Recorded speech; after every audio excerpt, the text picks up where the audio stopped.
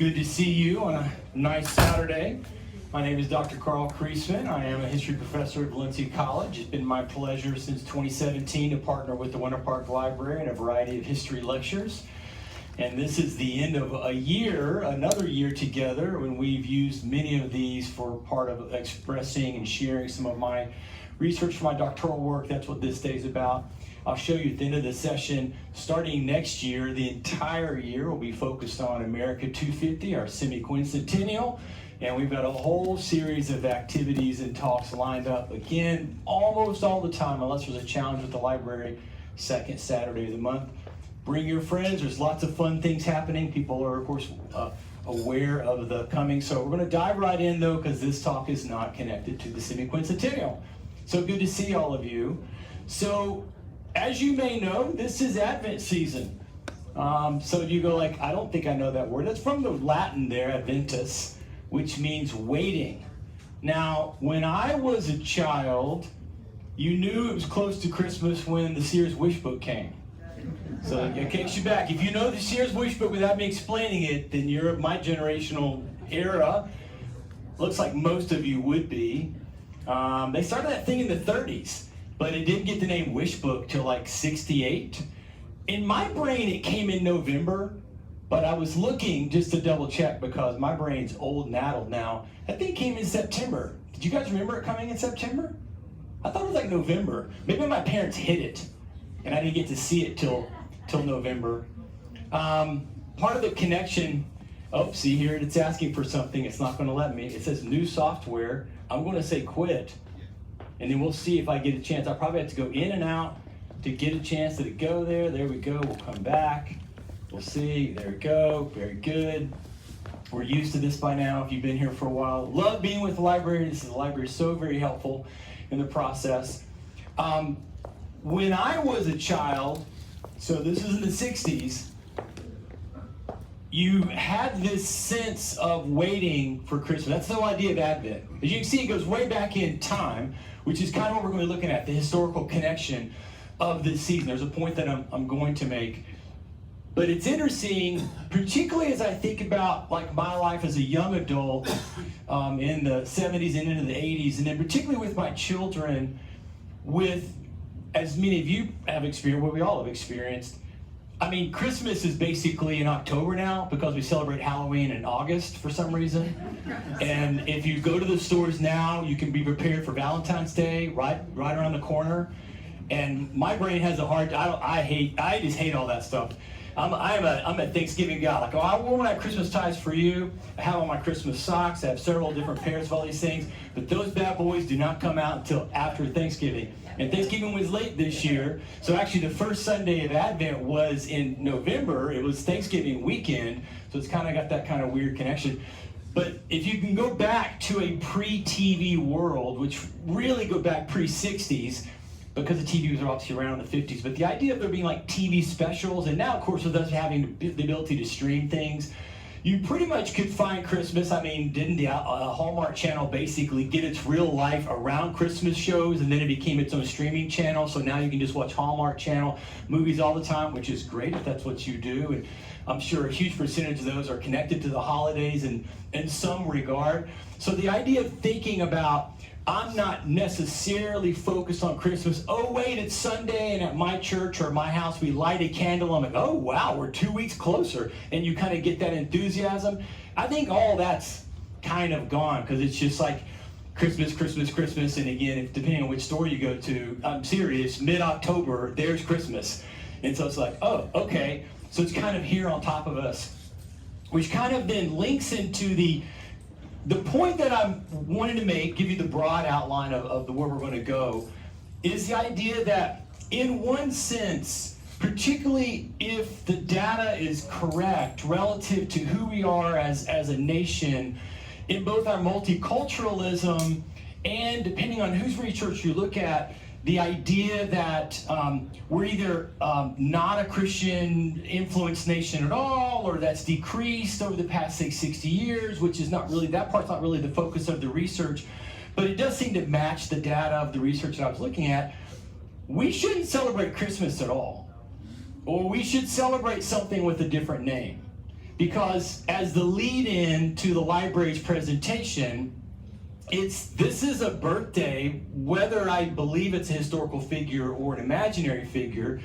That's a different conversation. I have a podcast for that as well. But there's no reason to celebrate like that. We could celebrate the season, as we're going to see the Romans and the Greeks did, and other peoples do because of the solstice. But there's no reason for us to call it Christmas. In fact, it's a little bit of being hypocritical if I celebrate this. It'd be like if we went around the world July 4th and we found other nations having big July 4th celebrations. It'd be like, why are you celebrating? I mean, that's nice. I mean, thank you. But, I mean, and particularly if you were like in United Kingdom, right? You'd be like, why are you guys celebrating? That's like sorry, you kind of lost. There's a whole story there, but, that doesn't make sense, right? That if we are, but so the point then is that we do, and in large measure, no one really attempts to change the name. Yes, I know Seinfeld and Kramer, and we do appropriately honor other groups in the past, say, 30 years. We've added other things in. If you go to our lovely Central Park, you'll see other, memorials connected to the holiday season. I personally think that's lovely. But nobody's like, you know what, let's just not call it that.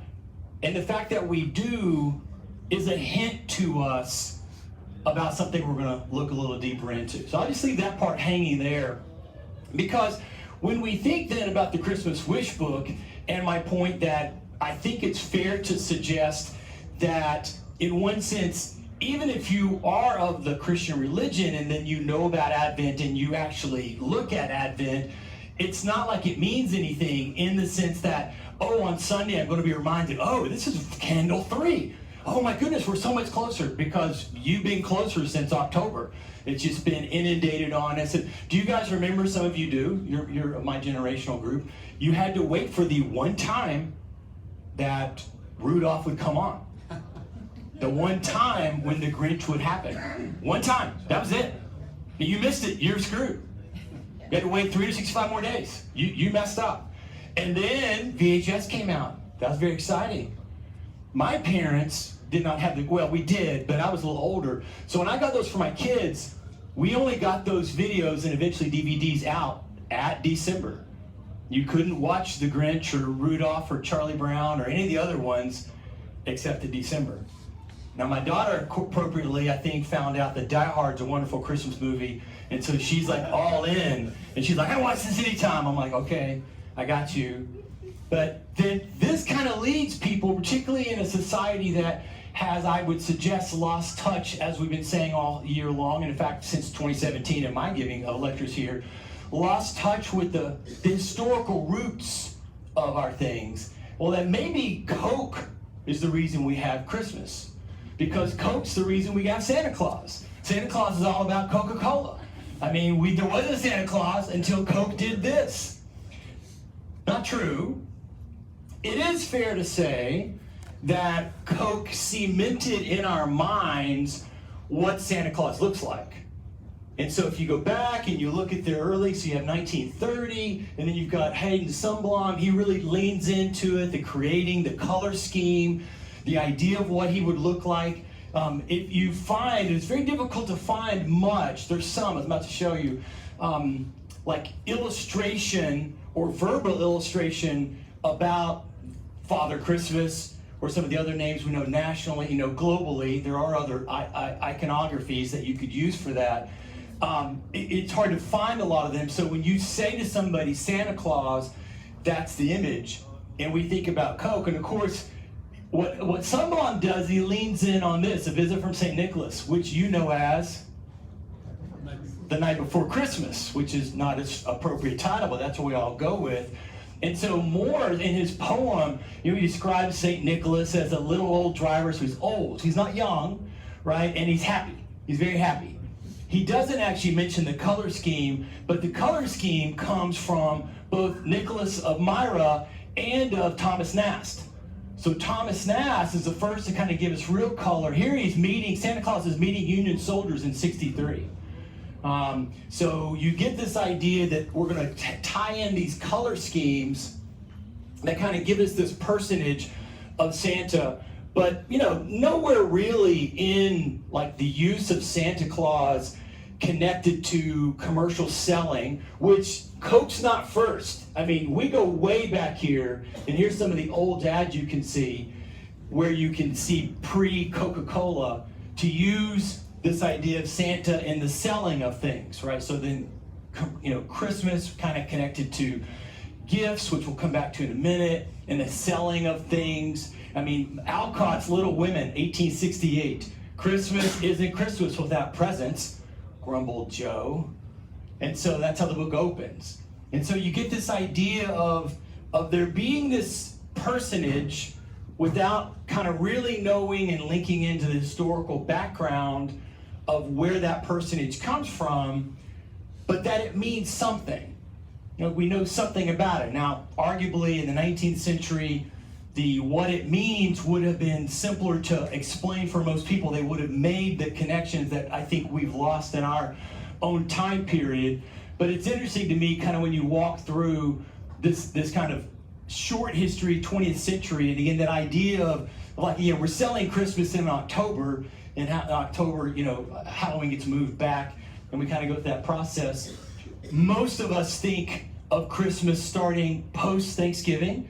We thank the Macy's Day Parade for that. That is my family's tradition on Thanksgiving Day. We're watching the Macy's Day Parade, and then we watch the dog show. I mean, that's our whole morning, and we start cooking for Thanksgiving meal and all that kind of stuff. And this obviously also goes back into the 19th century. Macy's, actually, I'm going to go back for a second. Macy's, I thought it up here somewhere. Macy's starts decorating. They use Santa Claus early also. So they're decorated its windows in 74. And then they have the idea of leaving the store open on Christmas Eve, leaving it open late. And of course, why would you leave it open late? Because someone needs to get a gift. Which again, there's that idea of gifting. It's like, what's the connection with that? Like, why do I have to have gifts? When you look at other societies, holiday, December-ish, what when you say holiday? December-ish festivals, there's no giving of gifts to each other. There's giving of gifts sometimes to the gods, but there's no like gifting to one another. So this is like, again, this weird Christmas thing. Like, what are they doing? Why do we think that's... You all may go, oh, but Carl, it's so nice to give a gift. I got you. I mean, I'm right here. I've been here all year. You can give me a gift right now. I'll wait. Nope. Okay. I'll be here later if you're... the idea of giving a gift is a very kind thing, but it's at the same time not normative to celebrations that you would have. You might share food together. You might have made the food for someone else to partake of, and you can claim that's a gift. But that's different than what's happening here, where I'm going to buy something for you and give to you. And as you know, some of you, a broad scope of this gift-giving season extends beyond my tribal family. So you may have given gifts at your work. You may give gifts to your friends. And so they're not related to you. So that idea of giving gifts to someone who's other, they're not of your blood, that's a weird thing. Why do we do that? Like, what's up with that kind of a thing? And boy, do we like to do it, right? I mean, we're all in for spending. I mean, it's the same thing. Easter spending, which is not really about anything to do with religion. It's all about bunnies and chocolate. Halloween's a big one. So we in the West, particularly in the United States, it's not just the United States. There's actually data for 24 that globally it was something like 74 billion. So this kind of global thing. It's not a U.S. thing. Christmas is not a U.S. celebration kind of a process. But we've made the kind of like industry of it, where, again, the stores are open now. They're open far before the Macy's Day Parade. Poor Macy's, I mean, they still like to tout the whole thing of like, now we can start because here comes Santa Claus at the end of the parade. But except for little kids, like, no, we've been buying nonstop. And they don't even have the data, but they got the online data. This is this year, this 25 data here in the process. So one thought is maybe this idea, particularly as it relates to Christianity, like it was just stolen. Like the Romans did all this stuff first, or the Greeks. And if you think for a minute, we're going to look a little bit more about who this Jesus guy is, because it kind of centers around him, and kind of use that as a setting to kind of work our way historically into some of the things that we're going to see that is worth our consideration. It's a Mediterranean basin setting, right? So if you think of the Roman Empire, think of the Mediterranean Sea, see it in your head, it's to the far east for the Mediterranean. So the eastern part of the Roman Empire, which is that part, is just kind of getting started. So it's a Greek world and a Roman world is a way to look at it. So the Greeks and Romans are not the only ones who celebrate winter solstice, because it's an ancient concept that we all know, and I've talked about this before relative to the Greek crisis cycle. Winter is the time of death, right? Everything has died. And then spring is coming. So when you get to the shortest day, the days start coming longer. And while we probably don't notice because we don't pay attention, a rural society without clocks, they would notice, and they would know to celebrate around it. So lots of people have this kind of a thing. So in Greece, you have several examples of what was called the rural Dionysia, which is basically Dionysus celebration, but it's around the winter solstice, which from our calendar point of view is December 21st, 22nd. That would have been a different set of dates relative to how other people's knew the calendar kind of thing.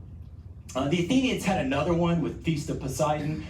Probably because of Poseidon's importance, there might have been other cities in the Greek city-states who also celebrated Poseidon, but certainly the Athenians did that. And the Romans also, Saturnalia and Brumalia. So Brumalia is Bruma, right, shortest day. So again, it's a celebration of the winter solstice. We're just like the Romans. Late November through December, they're partying. It's just one long party, one after the other. My wife loves it because all the Christmas lights come out, or we'll say the holiday lights on all the houses, so all the twinkling lights everywhere. We had a party at our house last night. Some of you have already been to holiday parties. Some of you maybe have one tonight you're going to. Lots of parties kind of in the process. And so you kind of go from late November here with Brumalia, starting here, and the ending on the 17th, just in time to pick up Saturnalia. So you just partied all the way through the whole process. Sola Invictus, from all the evidence we have, is actually a late story. Now, we know Sol Invictus was important. We talked about this in October when we looked at Constantine and him kind of blending in when he accepts Christianity. He blends in the worship of Jesus with the worship of Sol Invictus. But there's no good evidence that Sol Invictus was actually on like the 24th or 25th or something like that. There's late evidence that it got moved to the 25th, but as you can see, it happened lots of times because we're just so happy for the sun to still be rocking in the process. So, it's got the Greeks, you got the Romans, and yet the historical evidence is that the Christians had already sort of set in motion this idea of a late December date connected to the birth of Jesus. The best evidence that we have, and we talked about this before, when you're looking at historical evidence, particularly in antiquity, most of our evidence in antiquity for most of our societies is sketchy at best. So we're always kind of working on limited evidence.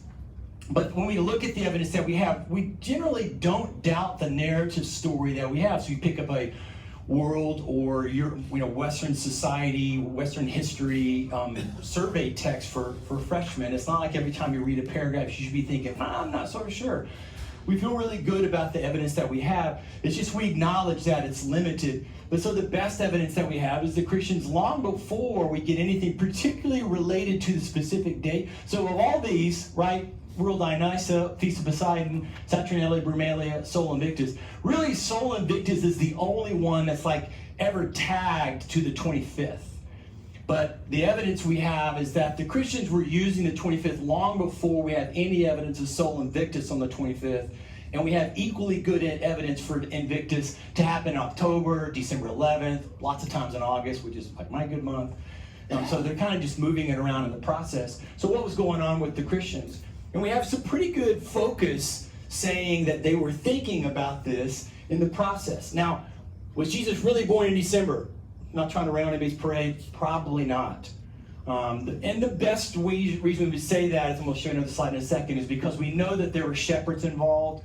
And typically shepherds are not working, at least in that region, in what we would consider the wet or winter months. So think of late October through January. Of course, they still had sheep and they had them somewhere. So could there have been shepherds in December? Yes, of course. But again, we don't know for sure. But if you're pushing me to say when, like probably not in December, right? So we know that they were celebrating a December 25th birthday. Again, is it probable that the Christians were aware?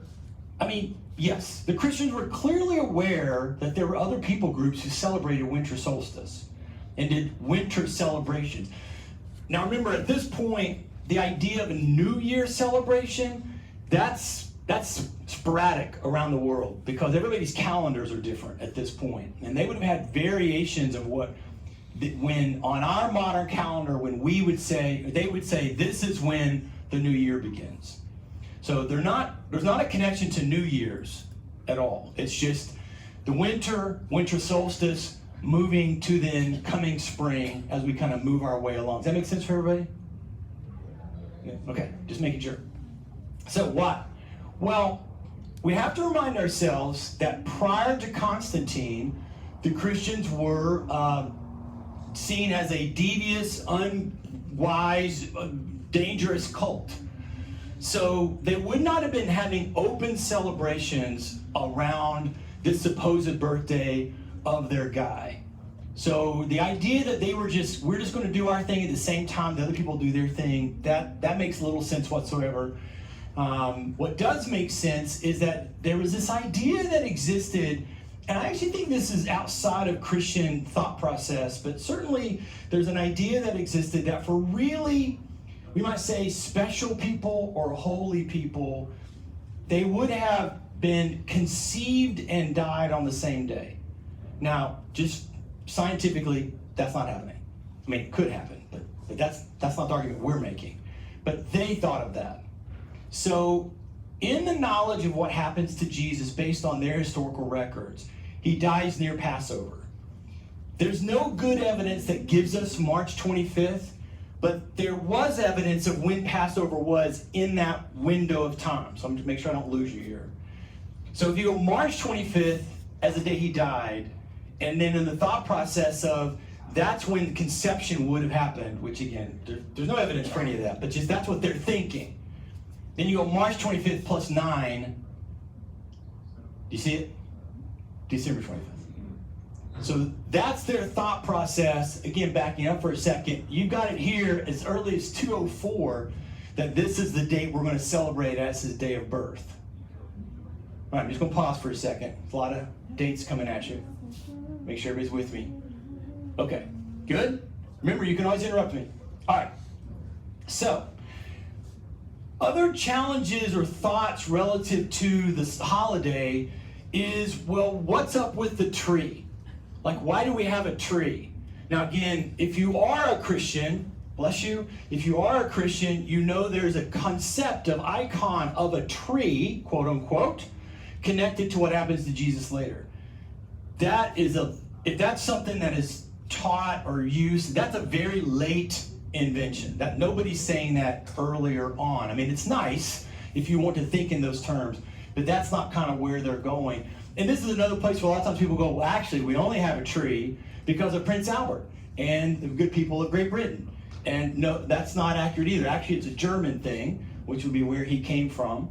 And good Queen Charlotte had a tree long before Queen Victoria had a tree as the queen.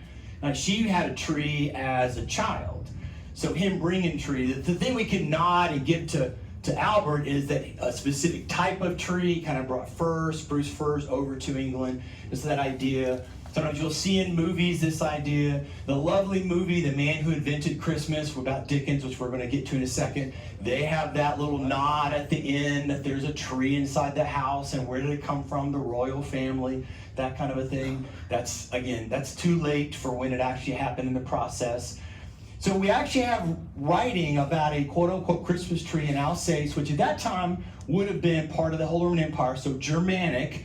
I know if you're a French fan, eventually that becomes France. 1521, same basic time period. Martin Luther is the one who is almost universally accepted as the idea of putting lights on the tree. They put little candles on the tree. Now, I don't know about you guys here in Florida with the way my tree dries out. That just seems like a massive recipe for disaster. But nonetheless, that's what they did. And the idea was he'd been out walking, he'd seen the beautiful skylight, which for us we would have like 5 candles on our tree because that's all the lights in the sky that there are, except for the moving one of a plane. But he saw all the twinkling lights, and he said we should bring that inside to kind of further this usage of the tree. That actually goes further back to here, because in the 14th century, the Germanic Christians had a celebration around what was called a paradise tree. Now, there's a longer story here we don't have time to get into, but generally, they took this idea of an early December celebration that was connected to their understanding of Adam and Eve, Garden of Eden, beginning of time, from how the Christians and the Jewish peoples see it. So they had a paradise tree. And then they had this thing called a Christmas light or a Christmas pyramid, which was a wooden structure that they had that was in a triangular shape. And if you can think of a very rudimentary Christmas tree, so some lights, some decorations, something on the top, that's what their thing looked like. And somewhere between that moment and the moment with Luther and the people in Alsace, those two concepts got merged. It actually goes even further back into the introduction of Christianity into the Germanic lands, or well, we should say Nicene Christianity into the Germanic lands with Boniface. Boniface famously is the one who brought Christianity to the Saxons, and there's a very legendary story, I think it might be legendary, in which the Saxon people had a holy tree. It was a massive oak tree that they worshipped around, and he cut it down. Which in my little brain, I mean, if I had a holy tree and I saw a guy with an axe after like 3 or 4 swings, I would probably just kill him. Because I'm like, you're chopping on my tree. What the heck are you? I have a beautiful tree in my backyard. If somebody's trying to chop on one of my trees, there'd be hell to pay. But nonetheless, the story is that they watched and said, okay. And it's sort of this idea of, well, it's the God's tree. And if the God doesn't like it, the God will strike him down. And then he didn't get struck down. And then the connection to the Christmas tree then from this with Boniface is that either Boniface then pointed to nearby fir trees and said, look, fir tree, evergreen, life with Christ, ever living, life forever, that kind of a thing, there's your tree. Or once the tree fell, near it, that apparently nobody had seen, was a little fir tree. And he's like, see there's the replacement tree. God's already given you a replacement tree. It's the fir tree. But so for the Germanic Christians, the idea of a fir tree or an evergreen tree is the ones who kind of tie that in and then bring it through their system. And then it does spread, but you wouldn't have found Christians in Spain or early America, 1600s. Well, 1600s you might have found some Germanic settlers who brought it with them, but you wouldn't find people really before that time period with the tree. So this takes us to Charlie Brown. Charlie Brown's my favorite of all the shows. I have here the 2000 book by Lee Mendelson, and his he was the producer, and the art director was Bill Melendez. I highly recommend it to you. And so their telling of the story is that in the summer, there was an approach to Schultz to say, well, you think you might want to do a Christmas special? He's like, yeah, sure. They busted the whole thing out in 6 months. If you know anything about TV making today, you and I both know 6 months would be crazy. They'd do 6 months plus 6 more years to get it ready for some point in the future. But when Schultz was asked, he famously said, if it's to be a Christmas, then I want to deal with the true meaning of Christmas. Let's get to this question of what is true. What does he mean by that? And when you connect it into the things we've talked about, this idea of like Macy's, this idea of the selling of things with gifts that we do in connection, he seems to be saying something has been lost in the story as he understands it here in the mid-60s. It comes out in 65, so I was around to see it. I don't remember it, of course, but I was around to see it. According to Mendelson and Melendez in their own interview process that's recorded in the book, both of them tried to talk him out of it, like this is not a good idea. The inclusion of Linus is very famous as, Mendelson says, 1 minute animation scene ever, most famous. I mean, that's his approach. I probably could think of a few other 1 minute things that could be more famous, such as Mickey. But nonetheless, that's his thought process. It is a very famously quoted section. Many of you might know it, even if you haven't seen this show in a long time, in which Charlie Brown, famously wails, doesn't anybody know what Christmas is all about? And Linus is like, yeah, I do. walks in the middle of the stage, lights please, and then rolls into quoting a historian from the first century, who you know by his physician name of Dr. Luke. And so he quotes him in this whole process.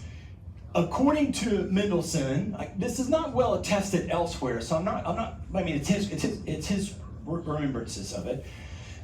Some of the TV execs were equally uncomfortable with not so sure we should go there. Can't we use our Charlie Brown figures to tell just a happy Christmas story without having to bring the Bible into it?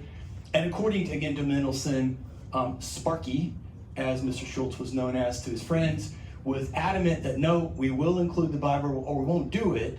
And then he was right. And again, as I point out, both of them thought this was the wrong move. And then later they found, people really liked it. It was highly popular. The overall show was popular. But if you've seen it, I would be willing to bet most of you have seen it at least once.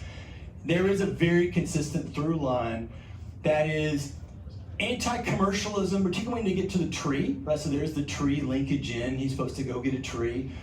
Does anybody remember the aluminum trees or the colored trees? Those are definitely a 60s thing. They've come back. The ones I've seen are not aluminum, but the idea of the tree being colored, and I don't mean somebody choosing to put a certain color scheme on their tree with ornaments to match. I mean the actual tree being a specific color. You can go to some lots and they will sell trees for you that are pre-colored for a certain style. I'm an Orlando City fan, so I've always thought about just getting a hardcore purple one and just going for it. My wife's a big no on that. No, the process. And again, this idea of there being, go back just for a second, the true meaning of Christmas. He's seeming to express that in his opinion in 1965, some, if not many, have lost what Schultz would say is the true meaning. So we're already at that point where at least Schultz is arguing, although, go ahead and just go here. Dickens would suggest this a century earlier, that people are celebrating without knowing what they're celebrating. So again, to my point earlier, that in a society that doesn't recognize the central reason to celebrate this, doing a winter celebration, perfectly fine, but we wouldn't call it Christmas because why would I? I don't believe any of that stuff. That's a silly choice to make. And Schultz, being someone who would call it Christmas, is like, no, I want to defend that. Dickens is not by necessity someone like Schultz who is very overt in his religious stance, but nonetheless, and if you've seen, it's a wonderful movie, it leans close to the history around Dickens that you can study for yourself, the movie The Man Who Created Christmas. And there is a strong element to suggest Western understanding of Christmas, not with Santa Claus, again, that's Coke, but the idea of what happens at Christmas is typically linked to Dickens, in particular the idea of people giving sacrificially to other things. So if your phone and your email is not blowing up like mine has from every possible nonprofit that you've ever walked through their doors. I mean, I love the library. I've gotten one from the library. I'm going to be giving to the library. But the idea that I would give some of my resources to an institution, again, not part of my tribe, we should say, I mean, yes, is it nice? Of course it's nice. And we might think in 2025, well, of course humans should do that. But if you look historically, no human does that. Not even the super rich, which is the Scrooge character at the beginning. We've come here to get some money for you. No, I'm not giving you my hard-earned money. And then you may remember the very famous exchange he has with Bob Cratchit. Can I have the day off?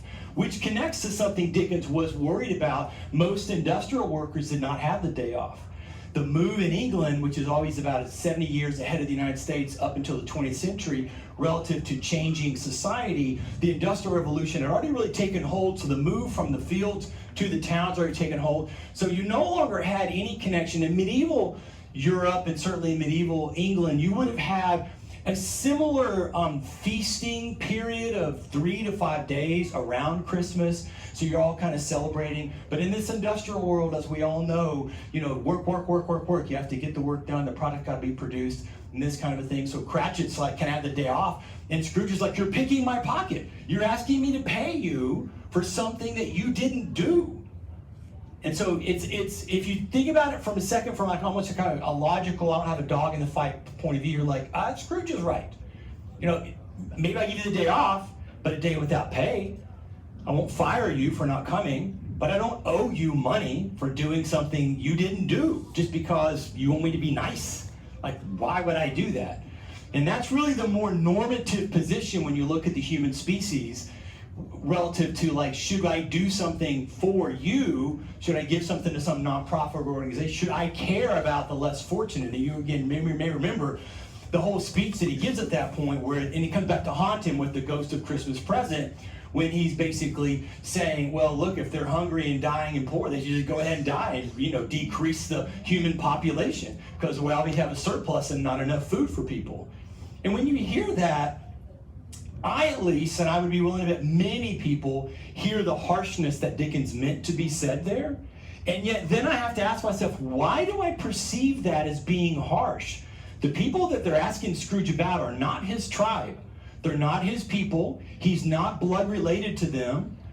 So then you start going, that's an interesting thing. Like, where would I pick this notion up? Again, if we could look around the world and see everybody does that, and maybe just the evil British, who were all money grubbers, and the industrial workers and leaders in the United States, and Rockefeller and those losers, they had brought an evil idea of not giving when the whole world did giving, well, we'd have a different conversation. But that's not what we find. It's so interesting in that process.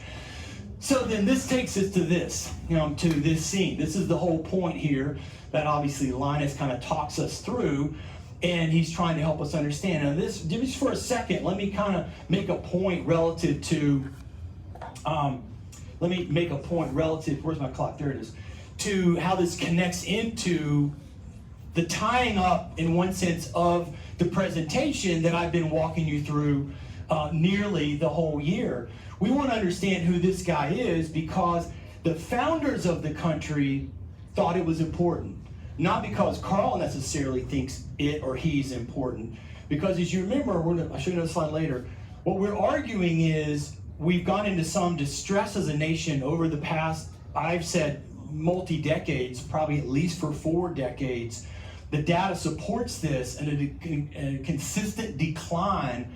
And we then should be asking, and my research was asking, well, why and what has happened? In the thought, if we can figure out what has happened, perhaps we can course correct. And so we'll come back to that more in a minute, but that takes us to this only because the founders said it was important for them in their way of understanding. So just real quickly, to understand both a Jewish and Christian concept of why this supposed person being born, and the historical evidence is very strong. And again, I highlight for you, if you go to that QR code, I'll show it to you again. You can find the podcast there. If you listen to podcasts on podcast services, that podcast is called Uncovered, not the one that for my doctoral work, which is called Unmoored. But if you just search my name, you should be able to find it, but the website has it. And we look at this question of this historicity behind this figure. So we're not going to go into all that now, so feel free to say I don't agree or I don't believe it, but this is based on good historical evidence. So we have this guy who's born, then okay, great, lots of babies are born. Why do I care? Why is he the person who's important in this story? And it's connected to this uniquely Jewish concept that as the centuries go by, based on a promise as they understood from their monotheistic, so single God, there would come someone who would be their, they would use the word savior, and this was a person who they would say was anointed, and that word all connects into this concept of Messiah in the English, Meshuach in the Hebrew, but that idea of Messiah, which in the Greek is this word Christos. So that's where you kind of get those two words. So there's this connection, and the people, there's a longer story related to the Jewish people and kind of how this backstories for this cat Jesus. But long story short, they get a society, and then like lots of societies, in the moment of great success, they collapse inwardly, they have a whole series of civil wars, and they end up splitting into 2 parts. And in those 2 parts are taken out by both Assyria and Babylon, who in the 7th century, 8th century, and then down in the 5th century, come on down here to the Babylonians, are the world superpowers. So they're taking out lots of other people, but long story short, they take these people out. So in other words, you're a people group who has this promise that there will be some protection in a figure of a single leader who will be like a priest and a religious person, but also a politician and a king. And collectively, that person will save us. All right, does that make sense? Are you with me? Okay, so they're looking for that. It doesn't happen. And there are people who said that they were this person, but then there's clues and there's hints, and they're looking for things. I'm going to back up for a second. You've got a leader here by a man named Samuel, who in the 10th century, and again, just so you know, these dates will be, particularly the first two, are in, there's other historians who will give you variations on those. So just if you Google those and want to look deeper, by all means do so. But you have a national leader saying, oh, he's going to come save us through the lineage of this guy, King David, who's fairly famous for the Jewish people. But it didn't happen. So, you're 5 centuries in, nothing's happened. They get to come back under Cyrus with Persia, but they're still waiting, and it doesn't go well, and they're looking. The ideology behind this really begins to imagine, for the United States, the best way to understand it is if we began to have a mythology that someday in the future, in great crisis, a new George Washington will come to us. And we begin to think in terms of how to describe this, and now think forward like 8 centuries, right? So no new George Washington. The people in North America have had all variety of crisis moments and issues, and some rising, but mostly falling. You might think, oh, if we had our George Washington figure, right? So go 1,000 years, you can imagine how the mythology or the terminology would kind of blend in and kind of give you this picture. So they went back to a lot of their major figures. So here's your king, here's your lawgiver, here's your priest, here's your prophet. So all these people all kind of represent what this supposed person will come. And so life continues to go on. All the great powers, as was prophesied by one of their prophets of the time, Daniel, who was in Babylon at the time of that whole period of time, had suggested. There's one moment here with the Maccabees where there's some level of autonomy for Israel, but basically from that period down to the Romans, it doesn't go well. And from a sense of having your own national identity, you're just part of this other people. So you're not the majority culture. You're under the dominion of these people. And this is the world that then leads us to this little girl named Mary. So as I tell my students, this is the phrase I use, in a dusty corner of the expanding Roman Empire, in this little nowheres town called Nazareth, completely unimportant town. I mean, when people ask me, like, where are you from? I'm like, oh, I'm from some little town in East Tennessee. In case somebody go, oh, tell me which one. I'm like, you have never heard of this town. I'm from a dopey little town with 2 stop signs and a blinky light. I mean, that is it. And there's nothing in that town. Even if you've been to East Tennessee between Chattanooga and Knoxville, you've probably not seen it unless you really caught it on some road sign, kind of a thing. That's Nazareth. Very unimportant kind of a thing. She's engaged. She has a messenger approach her, tell her, hey, you're going to have a baby. She goes back and forth. The fact that she's a virgin is a very critical concept for this idea of this child coming from God. So this is that whole part back to the Messiah figure, and that's why she's told Son of the Most High. That's what that he'll be called. Oh, okay. So she kind of rolls with that, and it's connected. If you read the historical account, particularly in Luke, who's the best historian, but also the writer Matthew, they both give a genealogy. So why are they giving a genealogy? Because what I showed you earlier, this Messiah concept must be of the house of David. So some of us have used Ancestry.com. Some of us have really gotten into it. My father-in-law is very into it and can trace his family line literally centuries back. We know ours back, my dad's side, back to the 1600s, and then there it's just kind of all lost. Mostly because my people are a peasant stock, so nobody's writing anybody's name down who among the peasant people. So we kind of picked them up coming into the New World kind of story. But it was important to be able to say, my lineage is back to this person. So that's the argument that Luke and Matthew are both making. You kind of tie it in, because this again is something that the angel says, you're going to have the throne. He's going to have the throne of his ancestor David. Oh, okay. So now it's got to be of the line of David. Mary was, Joseph both were. Now this then leads us to Herod, because we're told by Dr. Luke when Herod was king of Judea. Now Herod's an interesting figure in his family in the time period, but they're a critical figure because it links us into the history of the region. Herod, simple part, is a political player. He's kind of in the story in his family, starting with his father, in the mix, at a moment when the Roman Empire is butting up against the Parthian Empire. So this is over here. So really you and I would see this more as Persia, but it's a new group, a new named people group of this larger region. Of course, that's where Alexander was. The Romans never went that far to the east. That's where Alexander was. And so as the Roman Republic is dealing with its own internal strife of several civil wars, they are still working to maintain and grow and expand. So this gets us to the very famous Mark Antony, who at this moment here in the 40s, the Roman Mark Antony is like with Octavian in the post-Julius Caesar assassination civil war. So they're the second triumvirate kind of running the nation in a kind of pairing. And Mark Antony had been the one who had been taken over and put his capital for himself down in Alexandria. So he's closer here, which is why he ends up saying, okay, we want to have a pro-Roman figurehead to oppose this Parthian figurehead. So that's Herod. Then, of course, you have the whole civil war happening between Mark Antony and Octavian. Mark Antony loses, Octavian wins. Herod, ever the political figure, he kind of throws his lot in with Octavian. Octavian is fine with that, accepts him in the process. It's interesting for Herod, if you look and see, he's from the region of Idumea, which is this larger area down here. And of course, here's Bethlehem, here's Jerusalem. So this area, he would have, in ancestral times, his family would have been from here, the kingdom of Edom, which puts him on the outside of the traditional lineage. He's from Jacob's brother, background through there. Okay, we get lots of stuff going on, but when the angel comes to Mary, Herod's been in charge for 3 decades. So again, all we're trying to do is look at these historical markers. And then what we're told is that this happens, that there's a census that is taken in the time of Octavian, which kind of connects us in. So when Octavian wins the war with Mark Antony, there's a lot we could say here. We've done Roman history here before. One of the brilliant things Octavian does is that he wants to try to put the damper on any more unrest.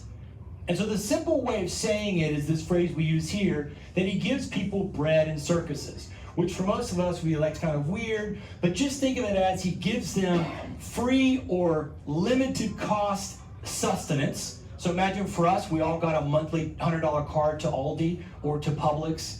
Probably wouldn't do Whole Foods, sorry, too pricey. But you know, something like that. Everybody just got one in the mail every month, $100. Who's it coming from? Our current president, whoever our current president might be. Just imagine that. Not to think about our current real president, just imagine that concept. And entertainment. So just imagine we're going to have, and we do already, we don't call it this, but basically we're going to have a Super Bowl Monday every month. We have something going on every month. And so the frivolity of life, Octavian surmised, he's not the first and he was certainly not the last. If I can keep the people from focusing on the quote-unquote real issues, then I'll be able to deal with them how I wish, and they're dumb and happy because they have sustenance and they have entertainment. Does that make sense? I mean, sometimes people, my students will ask, could you fix problems in the country? I'm like, yes, you just wouldn't like me later.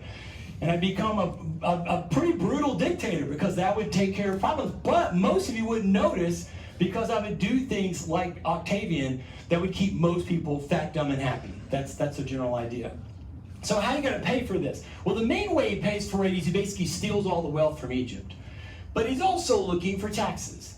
So to tax your people, you need to know where not only they are and who they are, but where they're from, because the taxing would not just be on you, but it'd be on your family lands. So if that to modern equivalent, and it was like the whole tax has gone out over the United States, I would have to drive back to Tennessee because that's where my lands are from. Does that make sense to everybody?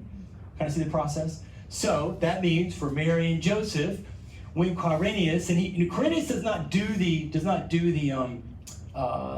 tax, right? He's not the one who does the taxing. But he's noted by Luke. Again, for me, if you want to know Roman, East Mediterranean, East Empire, first century history, he is the foremost historian to read. So he has a 2-volume set, one bearing his name, another bearing the word Acts. If you read those 2 volumes back to back, you're getting one of the best first century historian. First person kind of looks at, a bunch of it is first person, he's actually present, writes himself in, and that kind of thing. So he mentions Quirinius. Again, one more thing, there wasn't one tax, there's multiple taxes, right? So just don't get lost in Oh, there's only one tax, and it wasn't this tax at this time period. No, there were multiple taxation periods, multiple calls for census, so you can find out where everybody is, kind of what's going on with them. William the Conqueror does the same thing. He does it with one thing. You may know of this, called the Doomsday Book. Right, so he wants to have everybody listed of the land he just conquered, because he wants to know all the possible ways to tax and get resources from that. Right, so that's what Octavian, and then after him Tiberius, that's what they're doing, right? So Quirinius is just one of the administrators who kind of pulls that off. And then again, it kind of leads them to this place back to Bethlehem. Why Bethlehem? Because that's the ancestral home of David. But then there also are kind of prophetic utterances relative to this Messiah person that kind of plays into the mix. Okay. When this happens, a couple of key things to kind of play into, again, our look at Christmas and just bringing some historical referencing to it, is the first people who are told are, we would consider them the poor, the least, the outsider, the unliked. So it's not really a good equivalent today, but just imagine a homeless camp today. Because in general, although maybe all of us in this room are super caring and super kind and occasionally give money to someone on the side of the road or have a bag of food, like sometimes my wife and our church will have little baglets of food we just keep in the car and hand to somebody. You might even have been so bold that you would invite one person that you knew who was homeless to your home, or you've gone and served at a homeless shelter. But most of us don't roll down the window and say, get in the car, I'll take you somewhere nice. Right? For a lot of reasons, we don't have to get into it. But generally, if we're honest, I think we'll say, yeah, I'm not so sure. It's trust issues, right? So very important announcement came to them. There's a significance in that connection. That's the bottom line. It's interesting also, by being shepherds by Bethlehem, they would have had an important role connected to the Jewish worship at the temple, because Bethlehem's close. Now, they wouldn't be the only ones. But there were shepherds and flocks that were important in kind of a key Jewish celebration, which we have to get into it. But if you do look, because we're not doing this part here, but if you do look deeper into the religious conversation surrounding Jesus, then there's this idea of like, he's come to be a lamb to be sacrificed like they were sacrificing lambs. So who would be the first to know this new lamb has been born? Shepherds. That's the idea. But again, tying this into the holidays, now back to Dickens, that you should care about the least, you should give to organizations, whether ones on learning like the library or ones that are somehow, give to the Red Cross or some kind of a homeless shelter here in Central Florida that are caring for the least. Where did that come from? It's connected back to the shepherds. And then the idea of gift giving kind of connects here to this.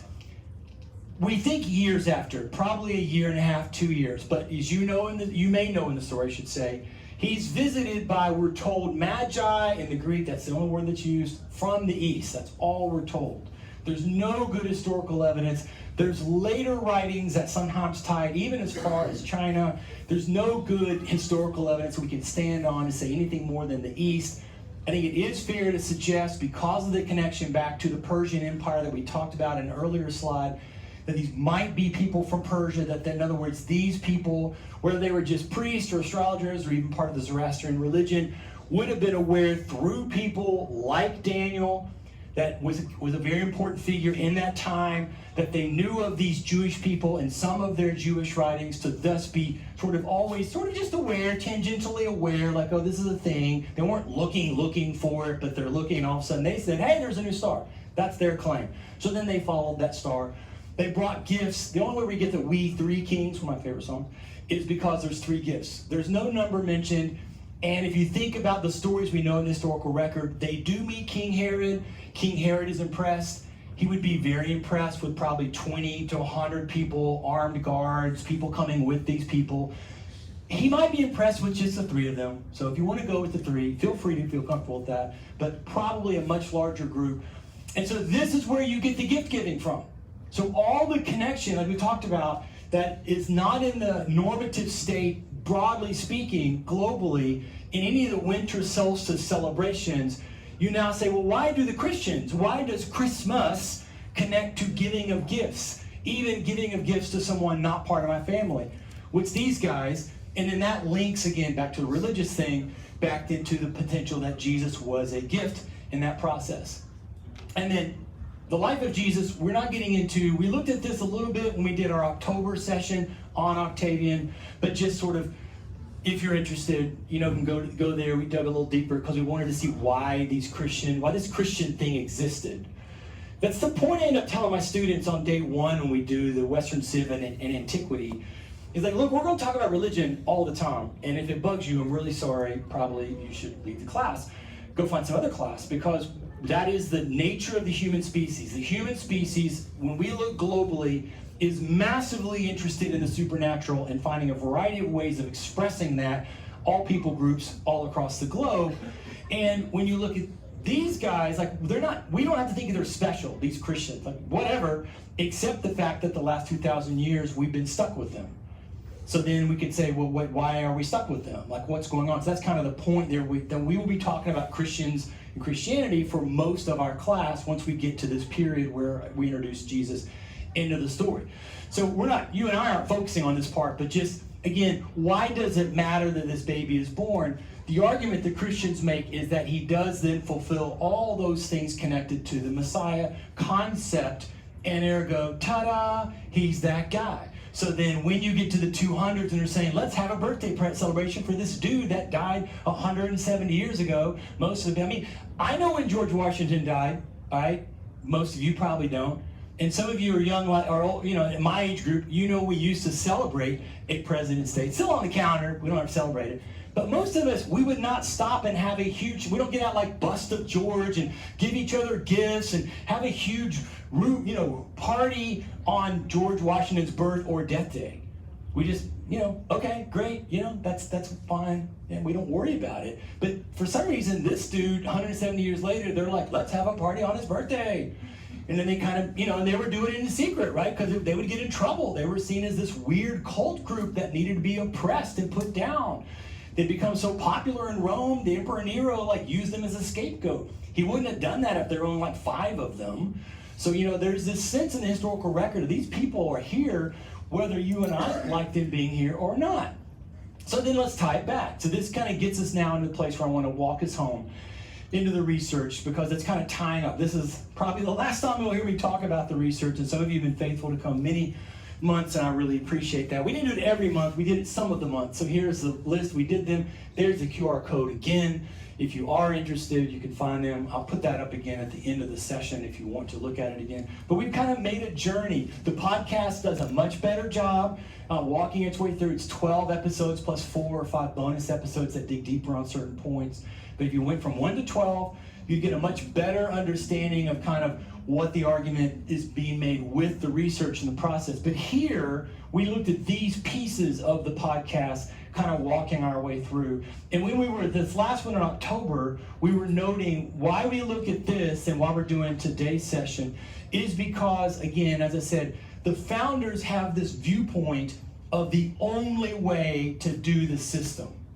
All right, hold that thought for a second just to kind of point out this. I've shown you this before, but again, for some of you, maybe it's the first time you've seen it.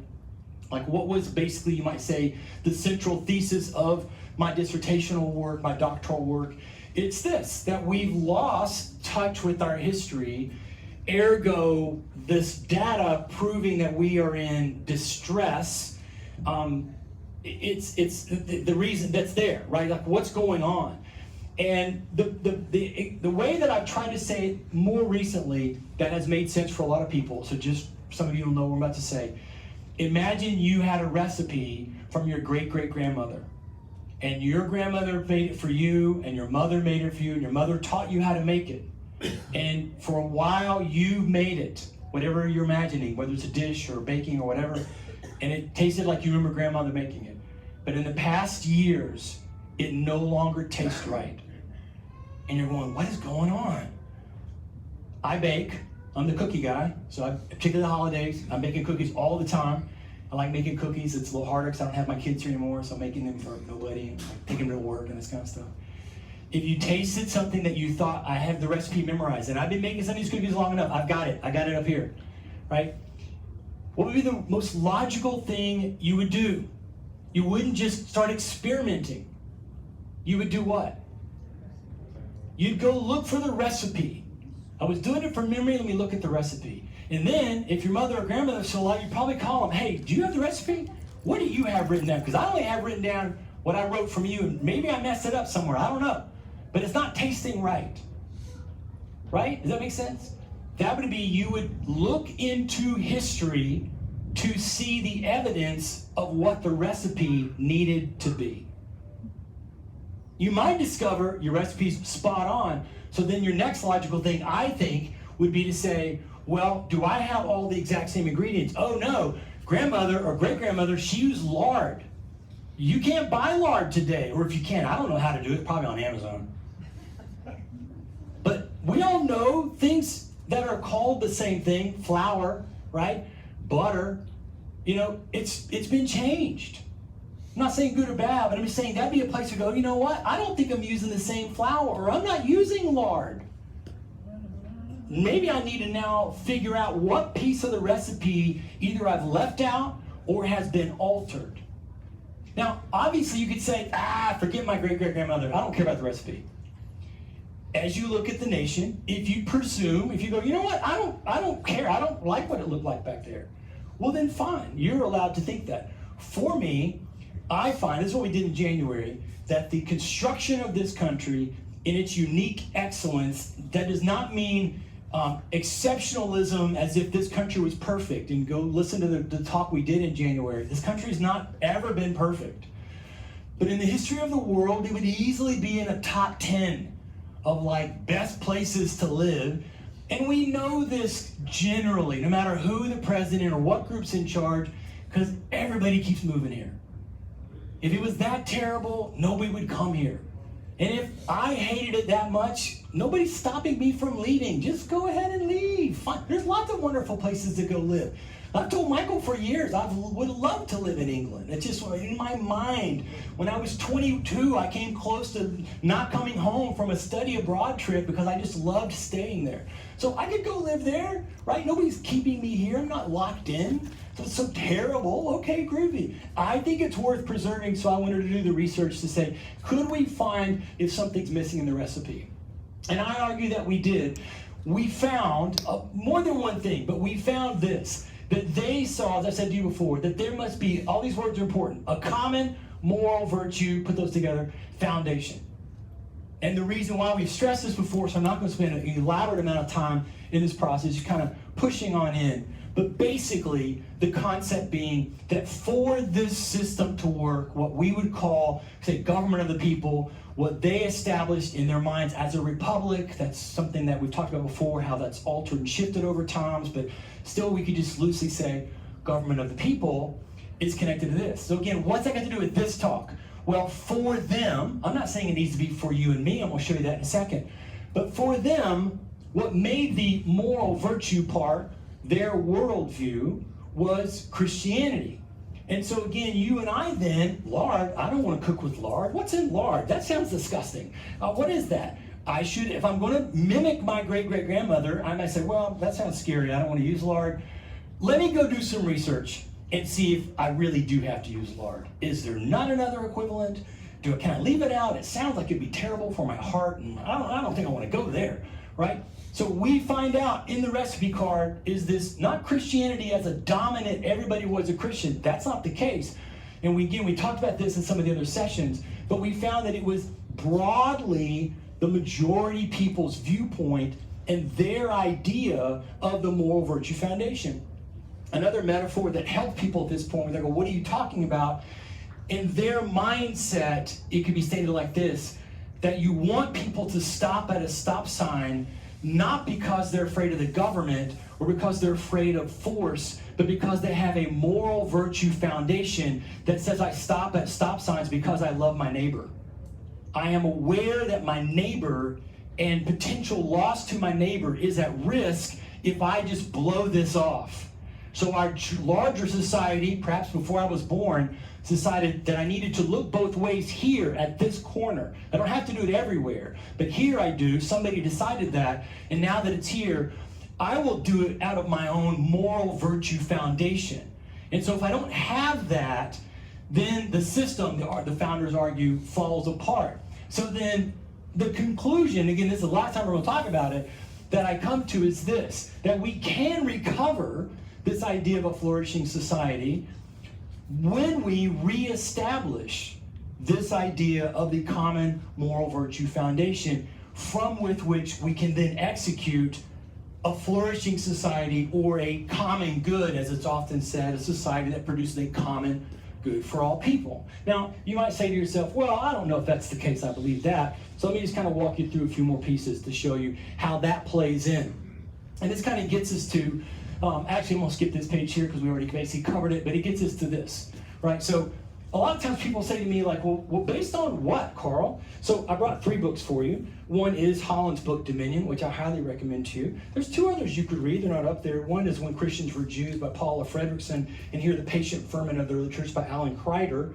All 3 of these books kind of show us then that what Christianity produced has a, we say, net positive to society. In other words, if you say, well, look, I don't know that I care about trying to fight for this, or I'm as interested in what the founders believed in their Christianity because it's the religion, and maybe I don't like this religion. Although it's interesting, if you do listen to the podcast, one of the things my co-host said, he said, you know, have you ever heard a person sing a song poorly? The fact that they sing poorly does not mean that the song has no merit. In fact, I might know the song to be excellent, but the fact that someone represents it poorly does not mean that in and of itself that song has no value. So is there anything that comes to us from this faith? Well, there's the big thing. So these next several slides are going to point us to, and I got to kind of hustle because I've gotten sidetracked on some things, but kind of walk us through what is it that Christianity brought to the society. Well, this is the main one, right? That the human in his and herself has worth as a being. And as having worth as a being, then plays out then in a variety of other aspects that then should drive society. This was something that when Nietzsche was writing Will to Power, he highlighted. Like, this is, in his opinion, a very dangerous and terrible concept. Because from Nietzsche's point of view, and many people who were, we talked about this in February when we looked at the Enlightenment concept in that presentation, Nietzsche's point of view is, look, certain people should dominate and other people should not. And so this concept of the idea that there is an equality of souls before God, that is the craziest thing I've ever heard of. But the Christians were saying it. Now, you and I might say, well, hang on a second. Certainly other people groups also believed in human worth. Generally speaking, no. Or they did within their tribal group. But even there, what you find is some unique aspects, depending on their pantheon, in which if someone were poor or someone were sick, broadly speaking, not every, but broadly speaking, that meant that that being was being judged by the gods. And so if you gave aid to them, you were putting yourself in defense of the person against the gods. You didn't do that. And you certainly didn't do that for someone outside of your tribal group, which then is an aspect of when we look at what Christianity gives to us, they give us this idea that it is open to everybody, which is a unique idea. But lest you don't believe me on this, thought exercise. Go back to 1776, okay? Jefferson, Adams, Franklin, Du Bois, they say, we hold these truths to be, you may know the phrase? Self-evident. Meaning everybody should get this, that all people are created equal and endowed by their Creator. Would anybody in that time period, except for perhaps the British, have understood that? I would suggest to you the historical evidence is no. No, they would not have. That idea was astounding. John Adams goes to Europe and basically prints it for France and for the Holland, for the Netherlands. And when he did, it was like he dropped a truth bomb in these societies. That people read the Declaration and they were astounded that any common people, so these are not nobility, no king is saying this, would make this assertion, that they would suggest this is a truism that everybody should get. Now that, again, is not trying to make the Americans special, and at that point it's better to say the British, because everybody who was rebelling was British. You remember I told you the American Revolution is a civil war. So it's the idea then of saying this concept is unique, and we have to say to ourselves, well then where did they get it from? Like, they're not creating it, and it's not within the Enlightenment concept, not the way you think it might be. Again, go check out February. So these audacious claims include things that you and I would see as very normative today in 2025. Human rights, government of the people, voting for everybody, economic equity. I want to go back for a second, just so I'm going to say this statement. Holland, we live in a society that is utterly saturated with Christian assumptions. Meaning, like Christmas, there's things that we think are normative that most people recognize are unique within world history, and we don't trace back to say, where'd that come from? Like, why is this way? Okay, so that's kind of the point we're trying to walk our way through here. So you go forward, again, as I just said to you, one aspect then, because if we thought of Christianity as only for Jewish people, which is where it starts, then we could say, well, that's not any different than some of the other places. Yeah, human has worth within their certain people. But instead, they make some audacious decisions, including that it's for somebody who's a slave. They included women. Sorry, ladies. But historically, as I'm going to show you in a second, women are not to be included in these things. They said it was for anybody from any tribe. And as they spread within the first decade, and then certainly beyond the first decade, that was their whole journey, was that it went far beyond into this place. We looked at in October the letter to Diognetus, which is written anonymously, but so in there he says that the faith is not a matter of nationality or language or customs. And then he goes on later to say, basically a Christian is always a transient person.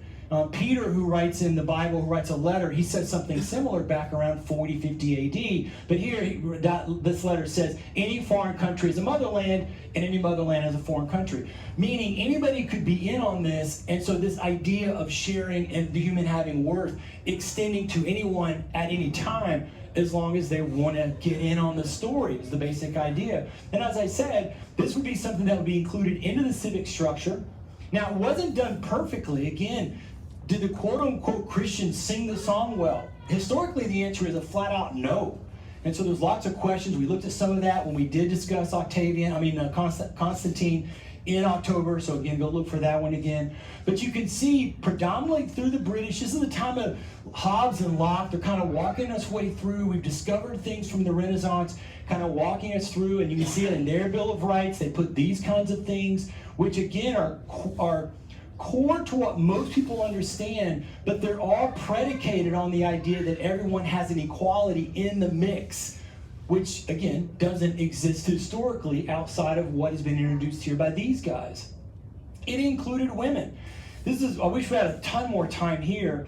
I hope you come next year when my peer Dr. Bryson comes and looks at the women of the revolution, because certainly we could argue in the West that women have not experienced what the Christians wanted them to experience, which, remember we talked about in Octavian, that all changed post-Constantine. But when you look at the first 3 centuries, what you see are the Christians doing this flabbergasting concept of including women as equal.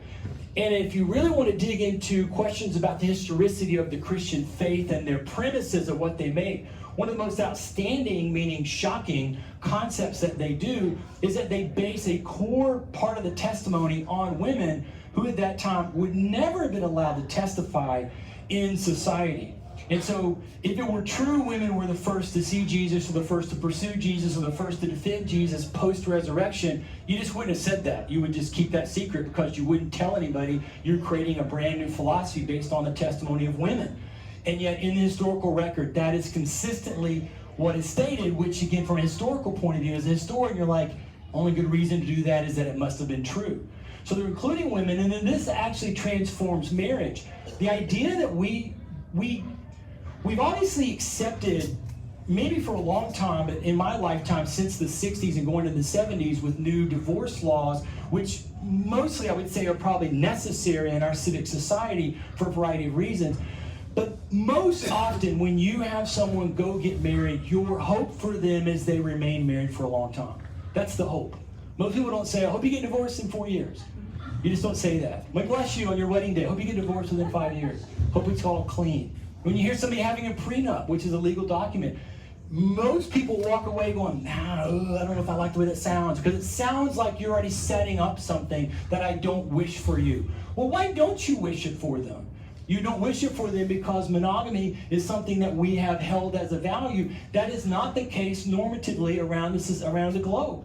And so various studies have been done on this, and it's not any way to demonize polygamy, but then the Jewish own history for their side, they certainly had polygamy. But you say, why don't we just say, yeah, go have as much sex as you want to have. Go get as much married as you want to get married. If one dude, maybe you can have it the other way around. One girl, 4 men. Why does it matter?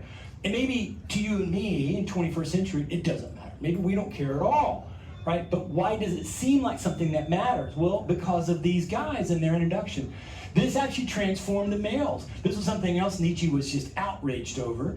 This is where he gets to his concept of the Superman, which becomes part of the... It's not fair to say Nietzsche is a fascist. I'm not saying that at all. But when you look at the fascist concepts of where they get to this Übermenschen, this kind of the super figure, it comes back to Nietzsche. But what are they saying? They're saying what Nietzsche said, which is the male should dominate and the strong male should dominate. And if he doesn't try to dominate when he could dominate, he's not being true to his maleness and arguably is harming society. We'd all be better off with a lot more dictators, in essence. And Christianity's like, no, not that at all.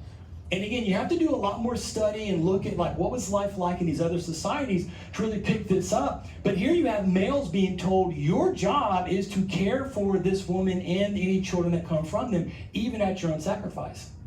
Again, these are shocking concepts that we typically hold as normative today. Another one, which is near and dear to my heart because of what my wife does, is this idea of giving aid to the other. As I already stated to you, so I'm not trying to beat the drum even harder, but just this idea is that when you look at it, most societies did not give aid to the others for fear of getting in the crosshairs of the gods because they had already spoken in their kind of decision making with this person. And yet the Christians came, and you can see, for instance, how the emperor, so Emperor Julian this is post-Constantine. We talked about him in October. Emperor Julian was the one who tried to turn back the clock and say, let's not become Christian, let's reinforce the Roman gods who had for 700 years led us well. But when he does that, one of the things he does is he steals this idea of giving aid, and he kind of produced a new law in which he said, we're going to make sure some of the monies that was given to the priests for our Roman gods are given out to poor people. And later he goes on and talks about and says, the Galileans as a way was this kind of a slur about describing Christians. But look, they not only take care of our poor, their own poor, they take care of ours. Along with that becomes physical service. So the idea of a hospital kind of births out of this concept of all humans have worth. Thus, if I can give aid, I should give aid. You may know the biblical story of the Good Samaritan. Right? And again, that's somebody who's not of the tribal group giving aid to somebody who's an other. Which again, historically, you don't aid the other. The human species has a very clear concept of I feel comfortable with sameness, and the other is something to fear, to kind of push to the side, to exclude. And then here comes the Christians saying, no, we're going to help everybody in the process. And you can see really early on, you start seeing this kind of pop up where you have this idea of giving health care at no cost and at physical cost to the caregiver. The idea of potentially sacrificing yourself as a caregiver for this person for whom you are not blood related. And it kind of walks us through. And again, you might say, come on, Carl, all peoples have healers. They did, as far as we can tell. But again, that idea is for our people. Are there some societies where that would be different? Sure. But the normative state for the human was not to do that. So again, this thing of the Christians standing out as this really super weird concept, that plays into the idea of even doing scientific research. Because in a world that is not created and is just arbitrary, there's no reason to assume that there would be laws that would then hold true consistently. Maybe two H's and an O would create a variety of things, and only once in a while create water. But for it to create something consistently suggests that there's a design, so the Christians would say, and thus giving room for the suggestion of we can and should be on a constant state of discovery to learn more, whether that's the healthcare system or just scientific in general in the process. My realm that I love, education, this obviously bears a lot when you look at what happened to the Roman society post coming of the Germanic peoples. It's not the Germanic people's fault, but when the collapse of society happens, largely put, the idea of the education system collapsed. Libraries went away, Documents were lost. This is one reason why we do say we have a weak historical record.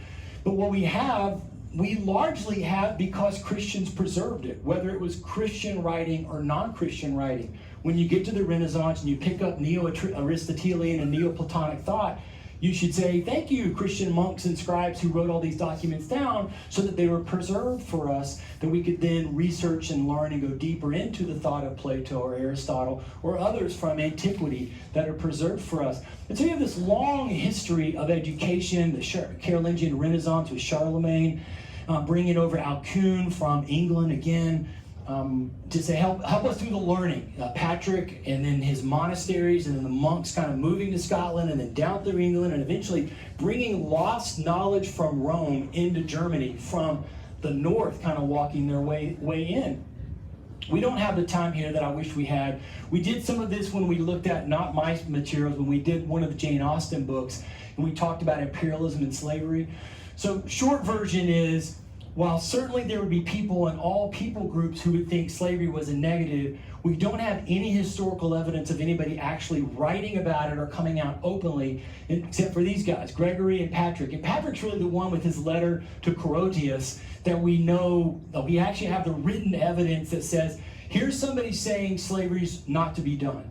Remember, slavery's alive and well all around the world. It's been alive and well, all people groups, all continents. Slavery's not about race. Slavery's about power. Still exists tragically today. I hope you'll join me in trying to stamp it out and give to organizations. We have local organizations that do that. And we saw when we looked in October, or not October, this was back in August, I think, we saw kind of how anti-slavery really begins. It's connected. We looked at the book we were looking at is Mansfield Park, which we believe is connected to the fact that the Austen family had a relationship with Chief Justice Mansfield, who had ruled against slavery here in 1772. And then again in 1783, your very first anti-slavery convention is held in Philadelphia. So while America may have does have some issues to deal with relative to its support of slavery as long as it had it, we also had some of the first anti-slavery people, and that's shown up, not Wilberforce, he's obviously in England, but Wilberforce is coming to this work, as we talked about when we looked at him in Mansfield Park back in August, because of his connection with evangelical Christianity. And then after we get into the 19th century, a year ago I did a talk about abolition in Ohio, and I introduced you to John Rankin. So Rankin becomes, after you get past the 18th century figures, there's about a 30 to 50 year window where there's just no noise or writings or anything. Most of us know, for instance, the work of Garrison and Douglas and those kind of people who did stuff in the 1840s and 50s. And it all is predicated on this writing of Rankin. So again, are there others who fought against slavery? Absolutely. Were they all Christians who fought against slavery? Not in the least. But when you look at this idea of saying, where does this come from that we think somebody shouldn't be a slave? Because all around us it's normative. You have to say, well, wait, it started somewhere. Where did that start? And it kind of gets us back to this idea that, well, the human has value. If you read Dominion, you'll see that Holland, or if you read some of these other books, goes deeper and deeper into these assumptions that are hidden to most of us. And here's another list of different things that kind of walk us in. Let me tie it up. I know we're real late, but we started a little late, so if you just bear with me for a few more seconds. Let me kind of tie it up right here. We're still in this period of civic unrest. It's not new. It's not related to any current political party. It's something that's been building for a while. These challenges are still here. It'd be great if we were playing a video game. Some of you are gamers like me, so you can like hit a save state, and then you could try different things. And if it didn't work, you just back up and start over. That makes it challenging to say, how do we approach making things better? I think there are things that we can do. I think we need to stress the common moral virtue foundation. I think that moral foundation does not necessarily have to be Christian. In fact, let me jump to that and come back to this. I think when you look at the peoples and the viewpoints, the worldviews that are here in our society today, I think there's a lot of common ground that we could find room together without being somehow trapped into one religion, and that might be appropriate for us to not be trapped in one religion. If you look at most worldviews that I know, they support all these things. And so this would just be, it's a short list. It's not the only list. It's not the one you can come up with. If we set together, we come up with probably 20 things you might come up with that are not religious specific, but would be beneficial to having a good common moral virtue foundation. The only way we'll get that across is if we educate about it. If I could beg anything, it would be to demand that our school systems start emphasizing, not the civics side, I mean, we do civics, we do need civics, but this part here. And when you look at the founders, and here's just three of my favorites. Well, you know I don't like Jefferson, but I include Jefferson as a foil for myself. That even Jefferson noted this, right? That it's important if we're going to have this going on. I tell my peers and some people that I work with, what is it we do in college or in higher ed or in education broadly? My family's been in education for my mom and dad for 30, 40 years before they retired. Is you're producing the next citizens. If we want citizens to know the recipe, we have to tell them the recipe. And it involves this key piece of this common moral virtue foundation. I think I want to stop right there and just say, look, for some people who've heard the overall topic that I've given, not just today, I've listened to the podcast, because they've emailed me. They're like, I don't feel hopeful at all. And I would just say, this season, if any other season, reminds us that there is reason for hope. When you study historically of other societies that are in crisis, most of us live through it. In fact, what may be in setting is that people like you and me will be the ones still standing when the dust settles. So then it may even be a whole new thing that we're here. It may be our kids or grandkids, that we communicate to them these truths from our history to say, even after I'm gone, and it's not even called maybe the United States, but you can say for a society that I live in, this is vital. This is what made this society unique. We've lost it. We can come back to it. I told you about Advent. Some of you know last week was the Peace Week, right? Where do we get that idea? I want peace on earth. Well, peace on earth, this concept is uniquely a Christian concept. Oh, sure, people want peace. Everybody talks about it. But at this season, why don't we really hear lots of people beating that drum in June or in September or in February? Why is it almost this month, as you guys know, where this really gets emphasized? I would suggest it's back to those assumptions that are kind of hidden that Holland's talking about, that, oh, there's something unique that comes into this thing, this celebration that we've not chosen to change its name. Even if I don't really know what it means or if I don't agree with what it means, I'm still going to have a tree and I'm going to give gifts and I'm going to still call it Christmas. Even if I don't bug everybody about Merry Christmas versus Happy Holidays, which to me doesn't matter. What am I doing? I'm saying that this is a value that I want. But where do I get that? Well, Linus reminds us where it comes from. It doesn't come from anything other than the fact that there was a group of spirit angelic beings that said, hey, this is the gift that will give us peace on earth. Not Saturnalia, not Brumalia, not from the Greeks, not from the Persians. These are all lovely people groups. I know these people groups. I love history. I love the people of the planet. But as a historian, we're just kind of looking, saying, well, where's that come from? You know? It comes from this and a baby. And that's where we will stop. So thank you so much for being here. Now, if you want to ask a question, I will take it. But while I'm doing that, I'm going to show you my boy John. Because I'm telling you that I'm still going to keep fighting. The way I want to keep fighting forward is telling more about history. And that comes from these slides that we'll have here, or we will do in the future months. If anybody has a question, I'd entertain it. If not, that's quite all right. Thank you so much for coming here. All right, thank you so much. Have a one. Oh, Michael, I'm sorry. Go ahead. So, Carl, you emphasize that in the origins of Christianity, women were equal partners in society. That clearly changed. So, long before, but even by 1776, when we talk about equality, we're really talking about white middle class. Absolutely, yeah. So women have lost all societal independence. Yep. What do you think drove that loss of power and responsibility? Yeah, so the question is, clearly when you look at the early Christian ethos and then when you look at Western society, it's Constantine, Michael. So not that he himself did it, but post-Constantine, we talked about this in the October session, Christianity, in essence, got in bed with the state. And the phrase I use then and often is that it became devolved and warped. And so you see them lose touch with what had happened in the first 3 centuries. So women, as a great example, are the ones who become a great set of, the losers in society as Christianity broadened itself into quote-unquote Christendom, which for me would be a warning to anybody who would say, oh, I want to live in or create a society that would be a religious-based, like theocratic society or something else dumb, or we might get today's modern phrase, a Christian nation. I would tell anybody wanting to do that is a recipe for disaster. And we know that based on what we saw happening post-Constantine. So fortunately, the legacy or the ethos stayed true, so that men like Wilberforce or others who fought for equality, eventually spreading that out to varieties of people groups and the sexes, and even beyond the sexes as we're in a world we are today, that comes from that history that was recaptured, but imperfectly.